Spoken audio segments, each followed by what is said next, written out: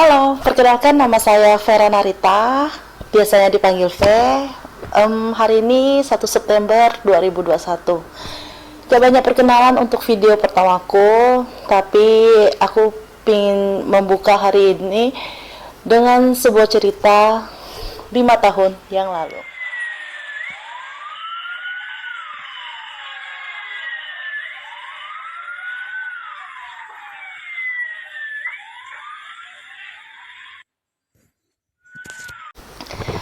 Oke, 5 tahun yang lalu, tepat 1 September 2016, merupakan hari yang tidak akan pernah aku lupakan, dimana kejadian di kampung halaman tercintaku, yaitu Bodok, yang biasa disebut juga Pusat Damai, telah terjadi insiden kebakaran tepat pada jam 2 dini hari.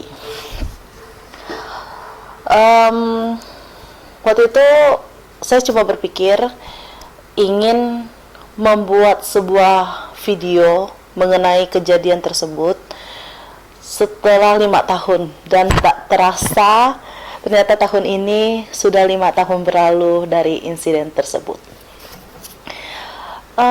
Mungkin di luar dugaan karena saya memulai video pertama saya dengan cerita tragedi, tapi tidak bisa dipungkiri karena sudah 5 tahun berlalu dan tepat hari ini 1 September 2021. Jadi saya harus menceritakannya. Mungkin gak semua orang tahu tentang tragedi yang saya alami karena saya juga cenderung tidak ingin menceritakannya. Jujur sampai hari ini apabila ditanya mengenai kejadian tersebut, saya masih sering berdebar dan gelisah. Jangankan untuk mengingatnya, sekedar mendengar silinder pemadam kebakaran aja, saya masih suka tiba-tiba gelisah karena lumayan cukup bikin trauma sih.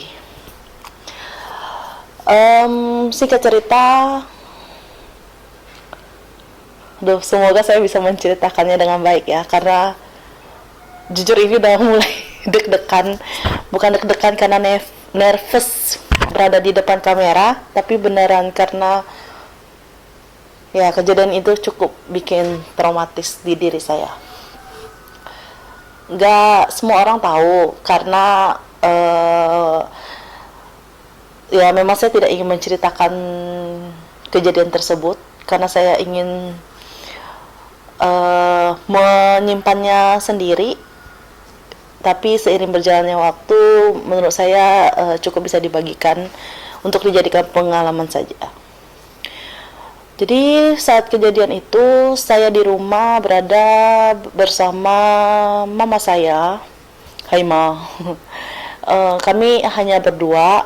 Papaku waktu itu baru saja berangkat menemani adiknya untuk pergi ke Kucing karena ingin melakukan pemeriksaan ke, bilangnya sepupu saya ya, karena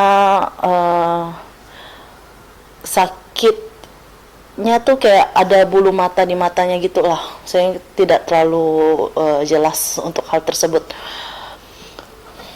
Waktu itu saya sama mama saya tidur berdua di kasur, tiba-tiba jam 2 gitu digedor pintu sama Koko, ya itu abang saya. Kami rumahnya itu kan memang kayak bisa tembus, jadi tembusnya itu dengan rumah tante, jadi kami kayak ada 3 ruko gitu tapi tembusan. Nah Kokoku itu gedor-gedor pintu bilang kebakaran.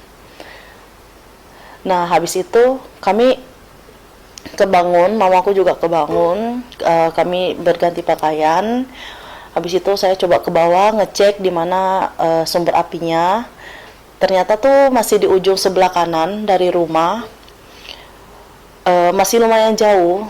Dan saat itu saya dan mama jadinya bingung juga sih harus menyiapkan apa. Saya juga kelabakan karena kan emang saya tidak stay di kampung ini, tidak stay di rumah, karena emang saya anak rantau. Waktu itu kejadiannya baru selesai, saya selesai skripsi, menunggu untuk wisuda. Jadi saya mengingat saya ada membawa satu koper, beberapa tas, terus ada laptop ya kalau nggak salah. Nah, pas kami lagi menyiapkan barang-barang, ternyata warga udah ketok-ketok pintu di depan. Jadi kan kita ruko, jadi kayak pintu besi. Itu ketoknya kencang banget. Keluar. Akhirnya, dan memang setelah saya keluar dan memang apinya sudah sangat dekat. Itu padahal masih beberapa ruko waktu saya lihat pertama kali. Ternyata setelah saya cek kedua kali, apinya sudah mendekat. Jadi barang-barang yang bisa diselamatkan juga benar-benar nggak banyak, benar-benar dikit.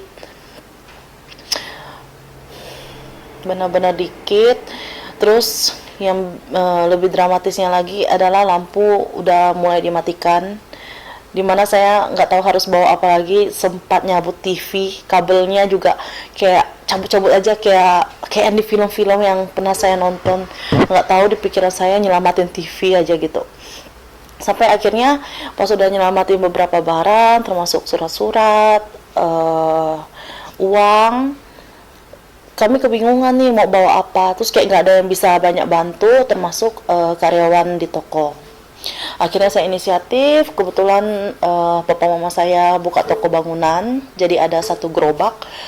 Saya inisiatif bawa gerobak tersebut, kami taruh beberapa barang ke satu gerobak. Dan otomatis, seperti yang kalian tahu, kami hanya bisa menyelamatkan barang satu gerobak. Di rumah kami itu 3 ruko, rumah tinggal sama dengan tempat berjualan. Jadi termasuk toko. 2 toko bangunan dan 1 toko peralatan spare part mobil gitu. Banyak barang yang kami taruh di 3 ruko, dan jujur tidak ada barang yang selamat.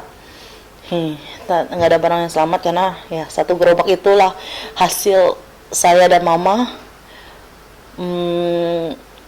dengan waktu yang singkat untuk menyelamatkan barang. HP saya hangus terbakar karena saya lupa saya naruhnya di mana.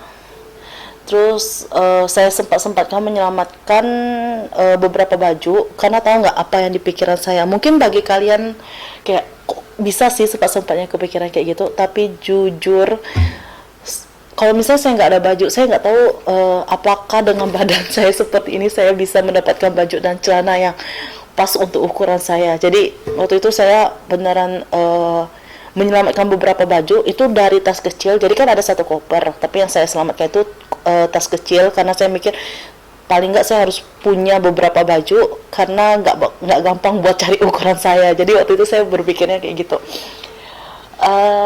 Akhirnya sudah dari bawa gerobak itu semuanya, api melahap dengan cepat, bahkan sampai ke nyaris ruko bagian ujung.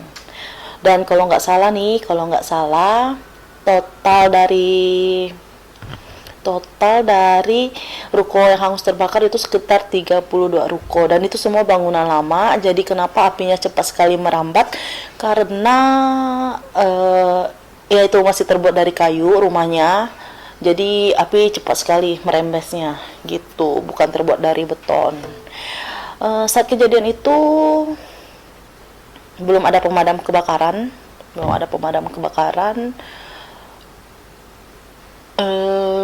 Karena subuh kan, jadi dia prosesnya itu lama. Orang perlu untuk bersiap-siap. Nah, kebetulan juga udah hubungi dari kota-kota sekitar Bodok, ada yang dari Sosok, Sanggau, Ngabang, semuanya membantu menyemprotkan air ya untuk memadamkan api, tapi karena apinya terlalu ganas sehingga membutuhkan proses yang lebih panjang dan lama.